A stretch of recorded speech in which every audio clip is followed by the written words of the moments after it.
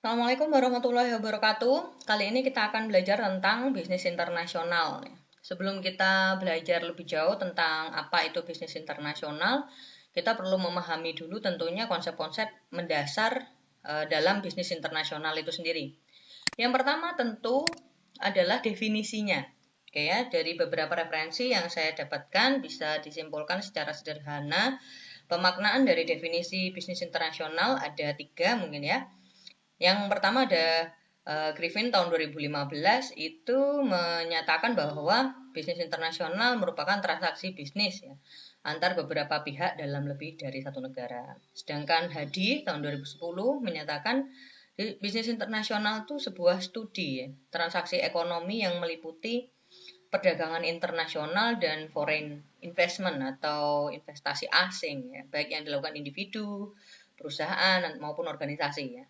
Lalu kemudian yang terakhir ada Hill tahun 2014 di mana bisnis internasional itu adalah sebuah kegiatan yang dilakukan oleh perusahaan ya yang terlibat dalam perdagangan maupun investasi internasional. Jadi kalau kita menyimpulkan benang merah dari ketiga definisi ini, kata kuncinya ada di perdagangan dan investasi internasional ya, lintas negara atau cross borderless ya.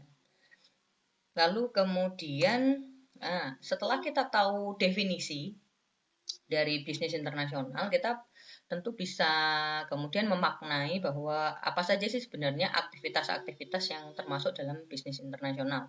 Yang pertama ada perdagangan, yang kedua ada investasi ya seperti yang di definisi tadi. Lalu kemudian ada juga pemasaran ya yang mendahului kegiatan perdagangan tentunya. Lalu kemudian ada aktivitas khusus lainnya. Yang pertama tentang perdagangan. Perdagangan itu tentu seperti yang kita tahu ada ekspor dan impor barang dan jasa antar negara ya. Perdagangan ini merupakan bentuk yang paling sederhana ya dari bisnis internasional. Selanjutnya ada investasi. Nah, investasi di sini bisa secara langsung direct maupun indirect ya, secara tidak langsung ya. Yang direct biasanya sering kita temui istilah foreign direct investment atau FDI ya. Jadi contohnya seperti pembangunan pabrik atau melakukan kegiatan produksi ya, menanamkan modalnya dalam bentuk faktor-faktor produksi secara langsung di suatu negara gitu ya. Lalu kemudian kalau yang indirect berarti misalnya berupa pembelian saham ya, portofolio ya, sebuah perusahaan. Nah, lalu kemudian yang ketiga adalah pemasaran ya. Nah, pemasaran ini sebenarnya kita ketahui sebagai usaha untuk meningkatkan ya dan mengarahkan aliran barang dan jasa kalau dalam aktivitas bisnis internasional. Nah, lalu aktivitas khusus lainnya ada lisensi ya seperti penggunaan hak paten, lalu kemudian ada waralaba, penggunaan sistem operasi, lalu kemudian kontrak manajemen ya. Jadi mengelola perusahaan di negara lain gitu ya. Lalu kemudian kita juga perlu memahami tentang sejarahnya ya. Jadi sejarah perkembangan bisnis internasional itu sebenarnya sudah jauh dimulai dari tahun 1500-an ya, di mana di referensi Panet dan Rix tahun 1992 itu membagi menjadi 6 era gitu ya, agar lebih mudah dipahami. Yang pertama tadi komersial era 1500-an sampai 1800-an. Ya di situ seperti kita ketahui masih kegiatan eksplorasi ya. Jadi seperti kita kenal VOC dan lain sebagainya ya, dagang itu kemudian mengambil kekayaan ya alam baik dari negaranya maupun dari negara jajahan gitu ya untuk diambil ke negaranya sendiri maupun dijual ke negara lain. Nah, ini konsepnya masih barang-barang mentah gitu ya. Jadi seperti rempah gitu ya, logam mulia, jadi barang-barang raw material aja ya, sutra, lalu kemudian juga ada budak ya zaman itu. Lalu kemudian berikutnya ada di exploration era ya, jadi 800-an sampai 900-an ya. Di mana ini sudah ada pergeseran kegiatan ya, meskipun masih kental ya suasana penjajahannya ya, tapi ini ditandai dengan adanya revolusi industri di UK. Nah, beberapa perusahaan Eropa gitu ya melakukan investasi di negara-negara koloninya gitu ya untuk mendapatkan sumber daya yang murah, berkualitas atau sesuai dengan apa namanya produksinya. Nah, ini exploration era gitu ya. Lalu kemudian yang selanjutnya ada concessionary era. Concessionary era ini sudah mulai ada seperti rasa tanggung jawab yang meningkat gitu ya pada perusahaan-perusahaan negara barat terhadap negara jajahannya ya, dengan mulai memberikan beberapa fasilitas ya bisa kepada pekerja lokal, kepada pemerintahan bentukan lokal mereka gitu ya. Jadi mulai ada ibaratnya rasa tanggung jawab untuk memberikan feedback ya terhadap apa yang sudah diambil dari negara tersebut. Lalu kemudian ada berikutnya national era ya. Jadi national era itu mulai ada seperti perlawanan ya atau keinginan ya dari negara-negara jajahan itu untuk bisa terutama untuk bisa merdeka gitu ya. Nomor satu merdeka, yang kedua juga bisa mengelola sumber dayanya sendiri akhirnya gitu kan kalau sudah merdeka. Nah itu the national era itu 1945 sampai 1970-an ya. Nah selanjutnya sudah banyak yang merdeka ya, kemudian berusaha untuk bisa mengelola sumber dayanya sendiri di tahun 1970-an ya, 70-an, 1980-an itu mulai ada globalization era ya gitu ya. Di mana globalization era di sini peran perusahaan multinasionalnya negara-negara barat yang awalnya menjajah itu kemudian mulai minimal ya, mulai terreduksi ya dengan negara-negara di Asia gitu ya, terutama waktu itu Jepang gitu ya.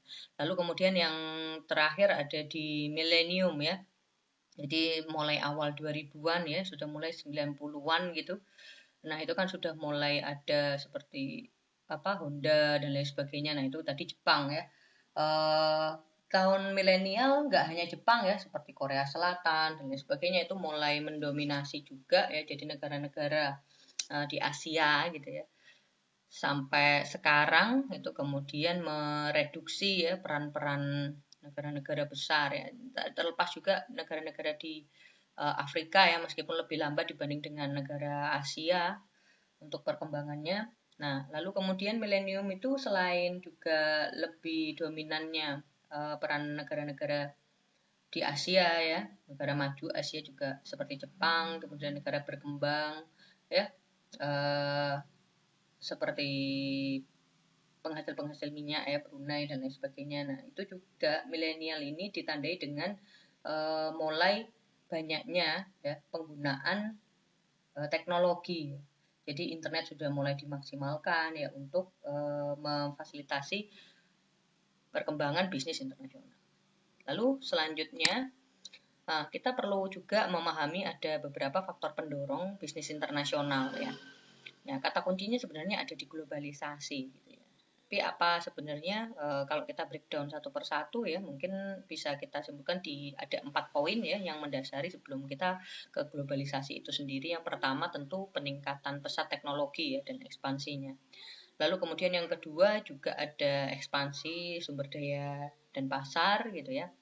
Lalu kemudian ekspansi sumber daya dan pasar itu juga untuk peningkatan kompetensi ya dan memenangkan kompetisi ya kalau untuk perusahaan, tapi sebenarnya juga tidak hanya untuk perusahaan tapi untuk negara pun juga perlu memenangkan kompetisi gitu ya, ekspor impor gitu ya, maka dia perlu menganalisis gitu ya sumber dayanya itu yang paling unggul yang mana yang tidak dimiliki negara lain atau keunikannya. Nah itu yang kemudian harus tingkatkan kompetensinya untuk mengelola hal tersebut agar bisa memenangkan kompetisi. Nah, kemudian juga